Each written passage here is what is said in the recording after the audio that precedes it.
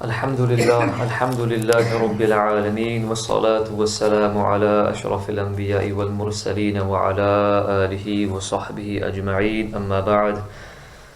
درود شریف کا نذرانہ پیش کیجئے۔ صلی اللہ علی النبی الامی وآلہ صلی اللہ علیہ وسلم، صلاۃ و سلاما علیک یا سیدی یا حبیبی یا رسول اللہ صلی اللہ علیہ وسلم۔ مسجد کے احکامات اور اس کے سلسلے میں جو آداب ہمیں ملحوظ خاطر رکھنی چاہیے، اس کے سلسلے میں ہم نے چند مسائل شرعی آپ کے سامنے پیش کیے تھے۔ اس سے متصل آج انشاءاللہ مزید مسئلہ آپ کے سامنے پیش کرنے کی سعادت حاصل کریں گے۔ بسم اللہ الرحمن الرحیم۔ مسئلہ: جو شخص موذی ہو یعنی تکلیف دینے والا ہو، نمازیوں کو تکلیف دیتا ہے یا برا بھلا کہتا ہے، شریر ہے، اس کی زبان صحیح نہیں اور اس سے فتنہ اور شر کا اندیشہ رہتا ہے، تو ایسے شخص کو مسجد میں آنے سے منع کرنا جائز ہے، بلکہ کچھ حالات میں تو یہ واجب بھی ہو جاتا ہے، جیسے کہ کوئی گمراہ یا بد مذہب جو اپنی بد مذہبیت پھیلاتا ہو، تو ان کا مسجد میں آ کر نمازیوں کو بہکانا اور اپنے ناپاک مذہب کی طرف بلانا، یہ ساری ممنوع چیزیں ہیں، اور ایسے لوگوں کو مسجد میں آنے سے روکنا واجب ہے۔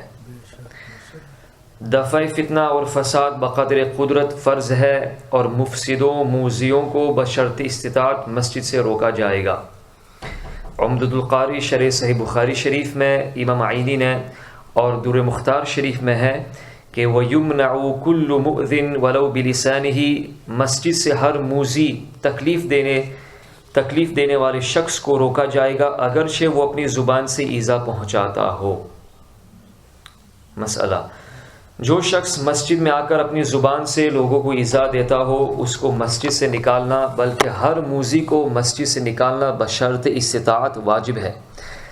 اگرچہ وہ صرف اپنی زبان سے ایذا دیتا ہو، خصوصاً وہ جس کی ایذا مسلمانوں میں بد مذہبی پھیلانا اور لوگوں کو گمراہ کرنا ہو۔ اللہ تعالی ہم سب کو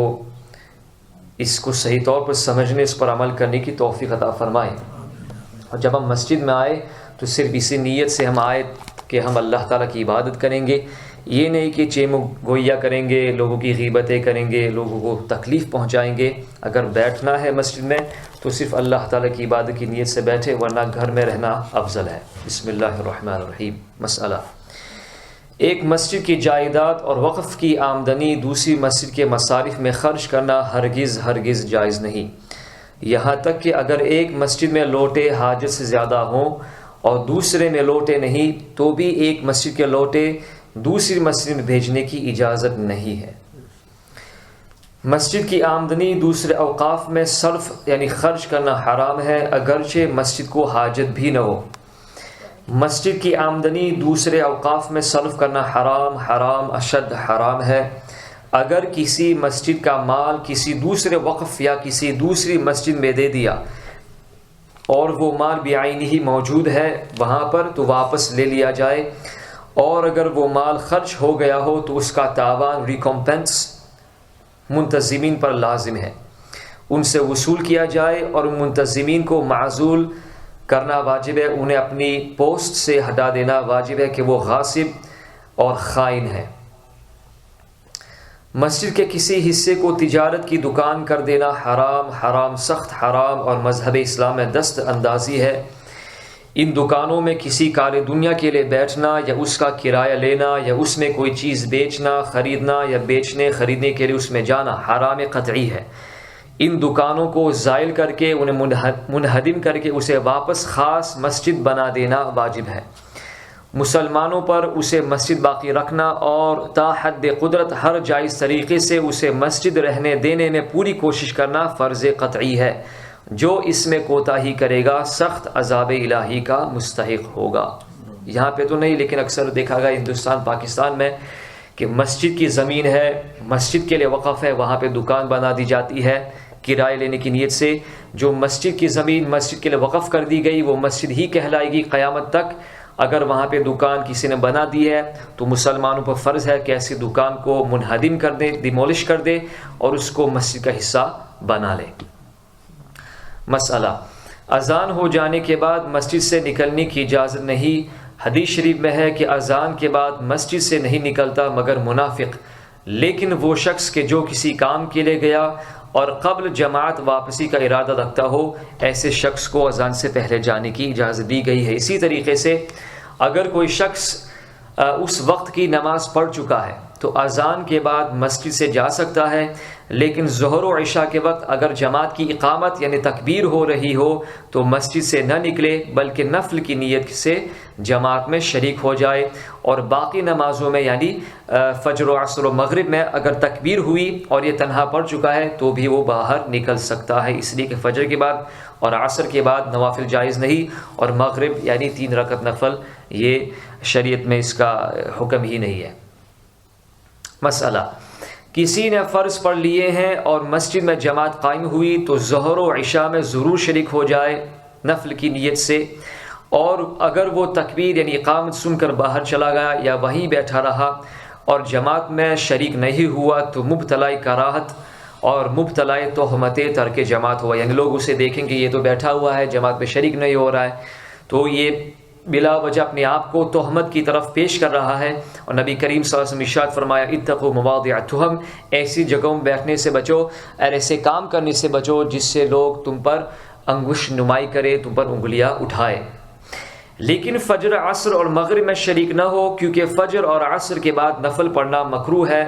یعنی مکروہ تحریمی ہے، اور مغرب میں 3 رکعت نفل ہونے کی وجہ سے شریک نہیں ہو سکتا۔ اگر مغرب کی جماعت میں نفل کی نیت سے شریک ہوا اور 4تھی رکعت ملائی تو امام کی مخالفت کی وجہ سے کراہت لازم آئے گی، اور اگر ویسے بیٹھا وہاں تو کراہت مزید اشد ہوگی، زیادہ سخت ہوگی، لہٰذا فجر عصر اور مغرب کے وقت اگر اس نے یہ نمازیں پڑھ لی ہے اس کی فرض تو یہ مسجد سے باہر نکل جائے۔ مسئلہ،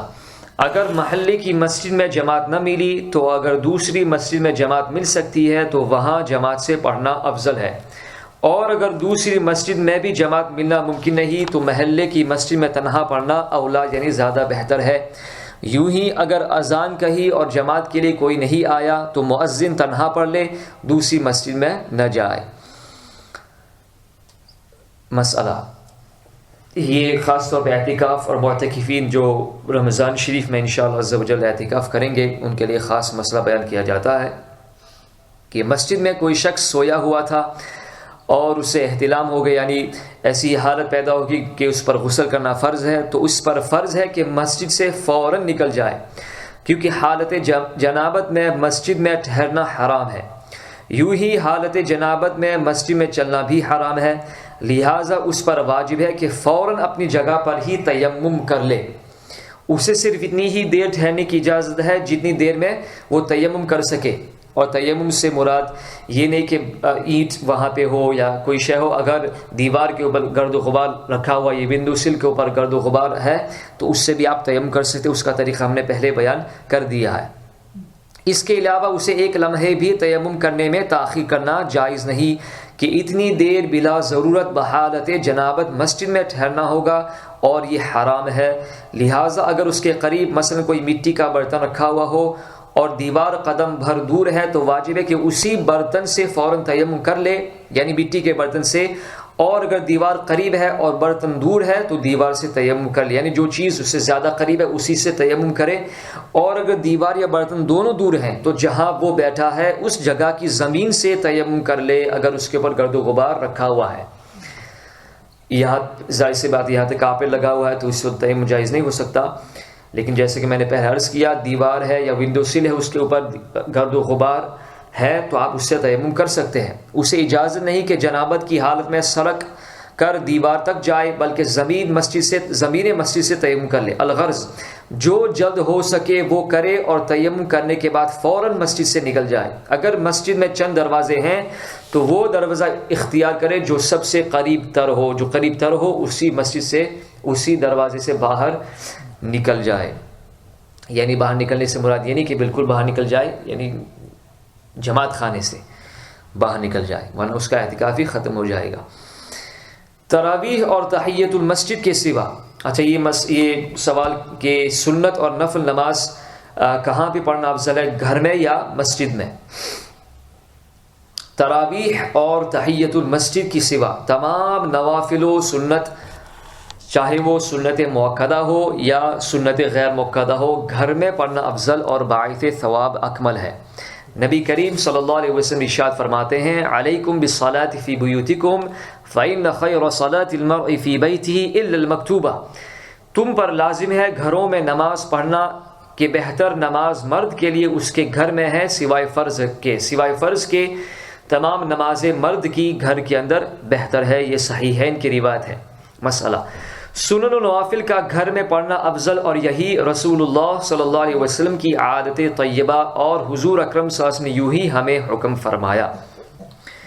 تو یہاں اصل حکم استحباب یہی ہے کہ سنن قبلیہ یعنی فرض کے پہلے کی سنتیں، یعنی فجر کی 2، ظہر کی 4، عصر کی 4 اور عشاء کی 4 مطلقاً گھر میں پڑھ کر مسجد میں جائے کہ ثواب اس میں زیادہ پائے گا۔ اور سنن بعدیہ یعنی فرض کے بعد کی جو سنتیں ہیں، یعنی ظہر کے بعد کی 2، مغرب کے بعد کی 2، عشاء کے بعد کی 2، اس کے لیے یہ حکم ہے کہ جسے اپنے نفس پر اطمینان کامل حاصل ہو، یعنی جو یہ شخص کامل یقین رکھتا ہو کہ گھر جا کر کسی ایسے کام میں مشغول نہیں ہوگا جو اسے سنتیں ادا کرنے سے باز رکھے، تو وہ فرض پڑھ کر مسجد سے پلٹ آئے اور سنتیں گھر ہی میں پڑھے تو بہتر ہے۔ اور اس سے ثواب کی ایک زیادت یہ حاصل ہوگی کہ سنن ادا کرنے کے ارادے سے وہ جتنے قدم مسجد سے گھر تک چلے گا، یعنی جب آپ مسجد میں تھے تو آپ کی یہ نیت تھی کہ میں گھر جا کر سنتیں ادا کروں گا، تو آپ جتنے قدم مسجد سے لے کر گھر تک آپ جتنے قدم آپ کے چلیں گے، آپ جتنے قدم چلیں گے، اس ہر قدم پر آپ کو ثواب عطا ہوگا، عبادت کا ثواب اللہ تعالیٰ فرمائے گا، اس لیے کہ آپ عبادت کی نیت سے گھر پہ جا رہے ہیں۔ تو جتنے قدم مسجد سے گھر تک چلے گا وہ سب حسنات یعنی نیکیوں میں لکھے جائیں گے۔ اور جس شخص کو یہ اطمینان نہ ہو، ہاں کبھی کبھی ایسا ہوتا ہے کہ گھر میں شور شرابہ ہے، بچے ہیں، فیملی ہے، اور آپ کو یقین ہے کہ اگر میں گھر چلا جاؤں گا تو میں ٹی وی آن کر دوں گا، میں دوسرے کام مشغول ہو جاؤں گا، میری سنتیں رہ جائے گی، تو آپ کے لیے بہتر یہی کہ آپ مسجد ہی میں سنتیں ادا کر لیں، ٹھیک ہے۔ تو پھر یہ مسئلہ بیان کیا جاتا ہے کہ اب عام طور پر اہل اسلام سنت اور نفل نماز مسجد میں ہی پڑھنے پر عمل کرتے ہیں۔ مسجد میں سنتیں پڑھنے میں ایک مصلحت یہ بھی ہے کہ گھر کے مقابلے میں مسجد میں دلی اطمینان زیادہ ہوتا ہے، سکون زیادہ ملتا ہے یہاں پر۔ علاوہ ازیں اگر کوئی شخص مسجد میں سنتیں پڑھے ہی نہیں تو خواہ مخواہ لوگ اس کی بے سمجھے مخالفت، طعن اور انگشت نمائی اور تہمت درازی اور غیبت کرنے مبتلا ہوں گے کہ یہ شخص دیکھو سنت پڑھے بغیر گھر پہ چلا جائے گا، لیکن ہمیں تو حسن ظن ہی رکھنا چاہیے۔ خیر،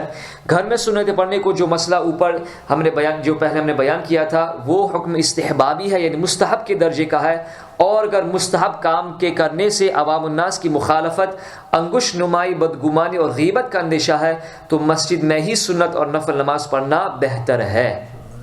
اللہ تعالیٰ ہم سب کو اس پر عمل کرنے کی توفیق عطا فرمائے۔